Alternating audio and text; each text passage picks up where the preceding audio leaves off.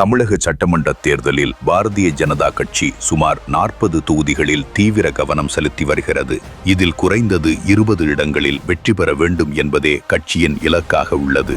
கட்சியின் மாநில தலைவர் நயினார் நாகேந்திரன் தற்போது சட்டமன்ற உறுப்பினராக இருக்கும் திருநெல்வேலி தொகுதி பாஜகவின் முக்கிய தொகுதிகளில் ஒன்றாக உருவெடுத்துள்ளது. திருநெல்வேலி தொகுதியில் 2001 மற்றும் 2011 ஆண்டுகளில் அதிமுக சார்பிலும் 2021 ஆண்டில் பாஜக சார்பிலும் நயினார் நாகேந்திரன் வெற்றி கண்டார். குறிப்பாக 2021 மாநில அளவில் திமுக வெற்றி பெற்ற போதிலும் திருநெல்வேலி நயினாரின் கோட்டையாக இருந்தது. 2026 ஆண்டை நோக்கி பார்க்கும்போது திமுக அரசுக்கு எதிரான மனப்பான்மை அதிகரித்து வருவதும் நயினார் நாகேந்திரன் பாஜகவின் மாநில தலைவராக இருப்பதும் அத்தொகுதியில் நயினார் நாகேந்திரனின் நிலையை மேலும் பலப்படுத்தும்.